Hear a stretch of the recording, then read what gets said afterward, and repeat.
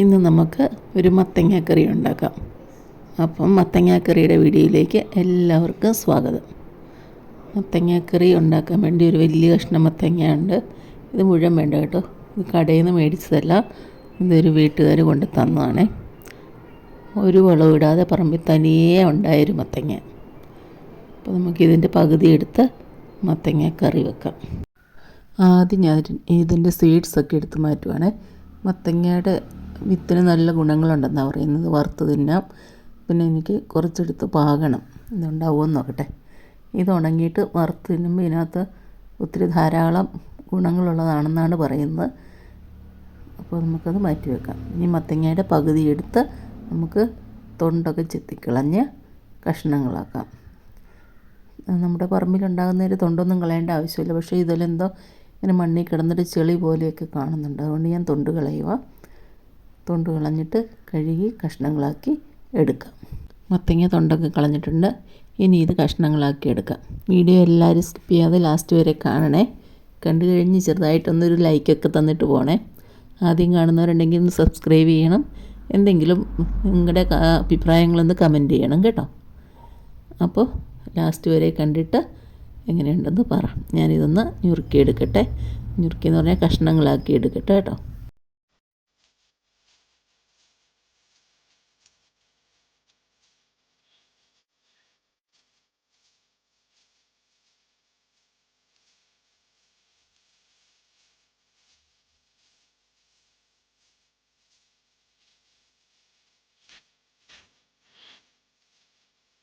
മത്തങ്ങയെല്ലാം കഷ്ണങ്ങളാക്കി ചട്ടിയിലോട്ടിട്ടു. വേവാൻ ആവശ്യമുള്ള വെള്ളം ഒഴിച്ചു.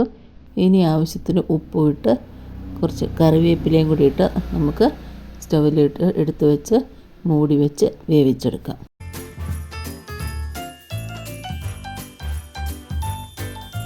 മത്തങ്ങ അടുപ്പിൽ വെച്ചിട്ടുണ്ട്. ഇനി നമുക്ക് അരപ്പിന് ആവശ്യമായിട്ടുള്ള സാധനങ്ങൾ എന്തൊക്കെയാണെന്ന് നോക്കാം.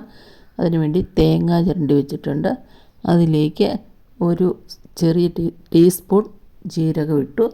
ഇനി അതിനകത്തേക്ക് ചേർക്കുന്നത് മഞ്ഞൾപ്പൊടിയാണ്. മഞ്ഞൾപ്പൊടി ആവശ്യത്തിനുള്ളത് ചേർക്കാം. ഇനി എരിവിനാവശ്യമായിട്ടുള്ള മുളക്, ചുമന്നുള്ളി, വെളുത്തുള്ളി.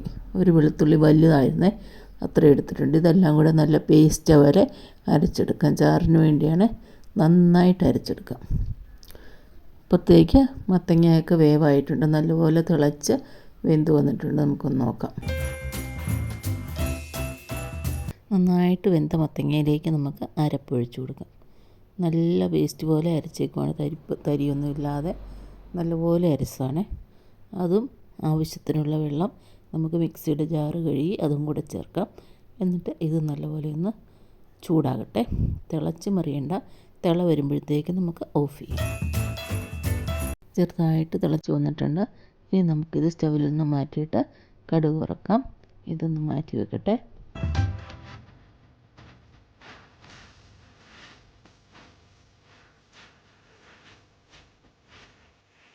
പാൻ അടുപ്പിൽ വെച്ച് എണ്ണ ഒഴിച്ചു.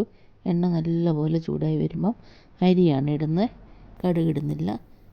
നമ്മൾ ചോറ് വെക്കുന്ന അരി നല്ലപോലെ കഴുകി വെള്ളം മാറുന്നതാണ്.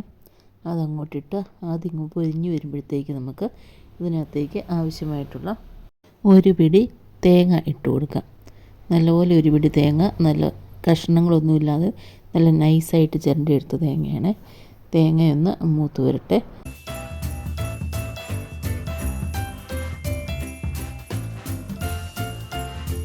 തേങ്ങയിലേക്ക് ഒരു തണ്ട് കറിവേപ്പിലയും കൂടി ഇട്ടിട്ടുണ്ട്. എല്ലാം നന്നായിട്ട് മൂത്ത് വന്നിട്ടുണ്ട്. ഇനി നമുക്കിത് കറിയിലേക്ക് ചേർക്കാം. അപ്പോൾ നമ്മുടെ വറവ് കറിയിലേക്ക് ചേർത്തിട്ടുണ്ട് കേട്ടോ. ഇനി ആവശ്യമുള്ളവർക്ക് ഇതിനകത്ത് ഉണക്കമുളകും കൂടെ മുറിച്ചിടാം. ഞാൻ ഇട്ടിട്ടില്ല. അതും കൂടി ഇട്ട് നമുക്ക് വറവ് മത്തങ്ങ കറിയിലേക്ക് ചേർക്കാം.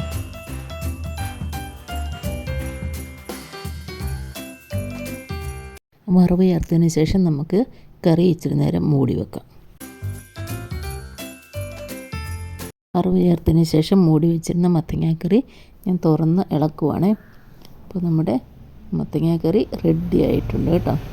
ഞാൻ പറഞ്ഞില്ലേ, നിങ്ങൾക്ക് വേണമെങ്കിൽ ഇതിനകത്ത് ഉണക്കമുളകും കൂടെ മുപ്പിച്ച് ചേർക്കാം. ഞാൻ ചേർത്തിട്ടില്ല. നല്ല ടേസ്റ്റി ആയിട്ടുള്ളൊരു മത്തങ്ങാക്കറിയാണേ. അപ്പോൾ എല്ലാവരും ഒന്ന് ഉണ്ടാക്കി നോക്കണം.